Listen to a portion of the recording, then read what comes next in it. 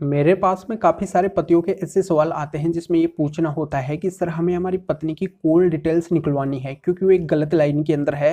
Late night वो लंबी लंबी किसी अन्य से बातें करती है, फिर दिन में वो बातें करती है। इससे रिलेटेड हमें कॉल डिटेल्स चाहिए। या फिर हमारी पत्नी ने हमारे ऊपर झूठे केस किए हैं, उसके अंदर उसने एक घटनाक्रम है जो मेंशन करवाया है, उस घटनाक्रम के अंदर वो वहाँ पे मौजूद ही नहीं थी। तो ये भी हमें कॉल डिटेल्स निकलवानी है। तो यहाँ पे हम है जो इस चीज़ का खुलासा करना चाहते हैं, इसके लिए हमें कॉल डिटेल्स की आवश्यकता होगी। तो पुलिस या फिर कोर्ट से हम कॉल डिटेल्स को कैसे निकलवाए, तो यही पूरी जानकारी इस वीडियो के अंदर बताने वाला हूँ कि आप किस तरीके से कॉल डिटेल्स को निकलवा सकते हैं पुलिस या फिर कोर्ट से। और ऐसे भी सवाल आते हैं कि सर क्या ये निजता के हनन में आता है? अगर हम हमारी पत्नी की कॉल डिटेल्स लगाते हैं कोर्ट के अंदर तो क्या ये निजता के हनन के अंदर आएगा? क्या हमें इस कॉल डिटेल्स की परमिशन मिलेगी या फिर नहीं मिलेगी? ये पूरी जानकारी यानी कि A to Z जानकारी आपको इस वीडियो के अंदर मिलने वाली है।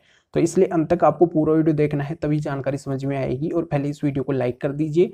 वीडियो को देखने के बाद में आपको शेयर भी करना है। आपके इस चैनल को सब्सक्राइब नहीं किया है तो सब्सक्राइब करके बेल आइकन को भी दबा दीजिए। तो चलिए शुरू करते हैं। नमस्कार दोस्तों, मैं हूं एडवोकेट जितेंद्र और आज के वीडियो में जो ये दुविधा चली आती है पति के मन के अंदर कि सर हमारी पत्नी एक गलत लाइन के अंदर है, पर यहाँ पे हम साबित नहीं कर पा रहे हैं कि वो गलत लाइन के अंदर है, वो एडल्ट्री के अंदर है। पर यहाँ पे अगर उसकी कॉल डिटेल्स अगर निकल जाए तो उससे जाहिर हो जाएगा कि वो लंबी लंबी किसी अन्य से बातें करती है। जब वो अन्य से किसी अन्य से बात कर रही है और वो भी लंबी लंबी कर रही है तो इससे जाहिर हो जाएगा कि वो गलत लाइन के अंदर है, सीधा डायरेक्शन उधर ही जाएगा। तो हमें वो कॉल डिटेल्स चाहिए। या फिर पत्नी ने हमारे ऊपर एक झूठा केस किया है, उसके अंदर उसने वो घटनाक्रम है जो मेंशन किया है जिसमें वो वहाँ पे थी नहीं, तो इससे भी ये जाहिर हो जाएगा कि यहाँ पे वो अवेलेबल नहीं थी। तो उसने एक गलत डेट, टाइम, पैलेस वगैरह मेंशन किया है। तो इसमें पहला तो मैं बता देता हूँ कि अगर पुलिस डिपार्टमेंट से आपको कॉल डिटेल्स निकलवानी है तो इसके लिए आपको जो संबंधित डिस्ट्रिक्ट है वहाँ के एसपी साहब को एक आवेदन करना होगा, बताना होगा कि ये संबंधित मामला है, इसके अंदर कॉल डिटेल्स की अति आवश्यकता है। इसी के आधार पर इस मामले का है जो सोल्यूशन होने वाला है। तो अगर एसपी साहब को उचित लगता है तो जो टेलीकॉम कंपनी है उससे वो उस तरीके से अपने प्रोसीजर के द्वारा वो कॉल डिटेल्स वगैरह मंगवा सकते हैं। ये भी एक तरीका होता है। बहुत से मामलों के अंदर, बहुत से स्टेटों के अंदर ऐसा प्रोसीजर है जो लागू हो जाता है। कॉल डिटेल्स है जो एसपी साहब के जरिए से आप निकलवा सकते हैं। और यहाँ पे दूसरा प्रोसीजर ये आता है कि अगर यहाँ से आपको सक्सेस नहीं मिलती है तो कोर्ट के द्वारा आप कॉल डिटेल्स को कैसे निकलवा सकते हैं।